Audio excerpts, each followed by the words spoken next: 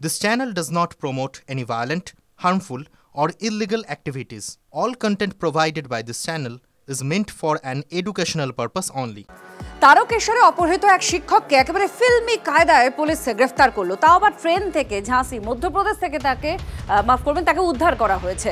আর ঠিক এখানেই আপনাদের জানাবো যে কিভাবে পুলিশ এই পুরো বিষয়টি উদ্ধার কাজটি করেছে। প্রথমে তার স্ত্রীর কাছে ফোন আসে অপহৃত শিক্ষকের কাছে, যে অপহৃত শিক্ষকের স্ত্রীর কাছে যে তাকে অপহরণ করা হয়েছে, 15 লক্ষ টাকা মুক্তিপণ চাওয়া হয়। আর তিনি তখন হরিপাল থানায় অভিযোগ দায়ের করেন। অপহৃত শিক্ষকের ফোনের টাওয়ার লোকেশন ট্র্যাক করতে থাকে পুলিশ। তারা দেখেন যে চম্বল এক্সপ্রেসে ওই অপহৃত শিক্ষক দেবকুমার দাসের লোকেশনটা পাওয়া যাচ্ছে।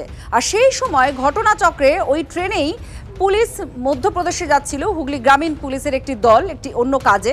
তারা যখনই তাদেরকে ইনফর্ম করা হয়, তারা গোটা ট্রেনে তল্লাশি চালান এবং দেবকুমার দাসকে তারা উদ্ধার করেন, ঝাঁসি থেকে ফিরিয়ে আনেন। আর এখান থেকেই প্রশ্ন উঠছে যে আদৌ কি অপহরণ বা অপহৃত হয়েছিলেন এই শিক্ষক? আমাদের সঙ্গে সনদ মাঝি আমাদের প্রতিনিধির সঙ্গে রয়েছেন। সনদদা, তদন্তকারীরা যেভাবে তাকে উদ্ধার করেছে, তারপরে এই প্রশ্নটা উঠছে যে আদৌ কি তাকে অপহরণ করা হয়েছিল নাকি কোনো সাজানো ঘটনা? এখন পুলিশ কি বলছে? পুরোটাই এখনো পর্যন্ত পুলিশ যেটা জানাচ্ছে পুরোটাই তদন্ত সাপেক্ষ, কারণ জিজ্ঞাসাবাদ চলছে এবং আজকে তাকে চন্দ্রনগর মহকুমা আদালতে পেশ করা হয়েছে তার গোপন জবানবন্দি নেওয়ার জন্য।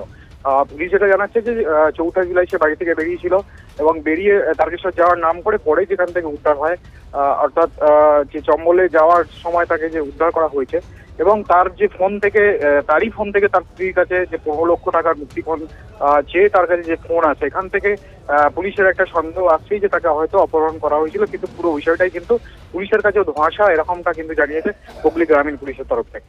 ধন্যবাদ।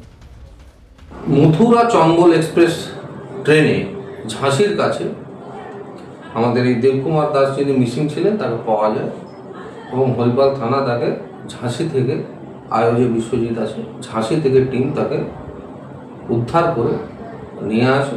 কিন্তু এই ঘটনায় এখনো পর্যন্ত কোনো আসামি যুক্ত আছে কিনা সেটা এখনো পর্যন্ত আমরা পাইনি। আরো ডিটেইলড ইন্টারোগেশন হলে পরবর্তীকালে আপনাদেরকে জানাবো।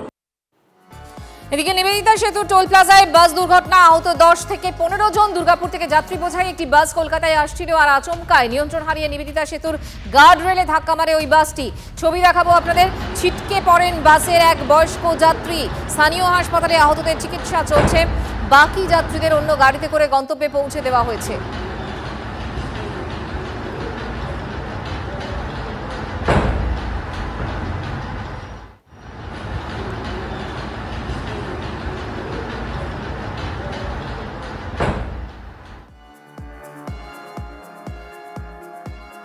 আজ এক সন্দেহজনক নৌকা দেখা গেছে মহারাষ্ট্রে। রায়গড় জেলার উপকূলের কাছে গতকাল গভীর রাতে একটি নৌকো দেখা যায়। সঙ্গে সঙ্গে নৌকোটির কাছে পৌঁছানোর চেষ্টা করে উপকূলরক্ষী বাহিনী। তড়িঘড়ি ঘটনাস্থলে নৌসেনা, কুইক রেসপন্স টিম পৌঁছয়। খবর যায় বম্ব স্কোয়াডেও। প্রচণ্ড বৃষ্টি আর ঝোড়ো হাওয়ার জেরে নৌকোর কাছে পৌঁছানো যায়নি। নৌকাটির খোঁজে নামানো হয়েছে হেলিকপ্টার। পাক নৌকো হতে পারে বলে মনে করা হচ্ছে। এবং ফের কি মুম্বাই হামলার মতো বড়সড় কোনো ছক?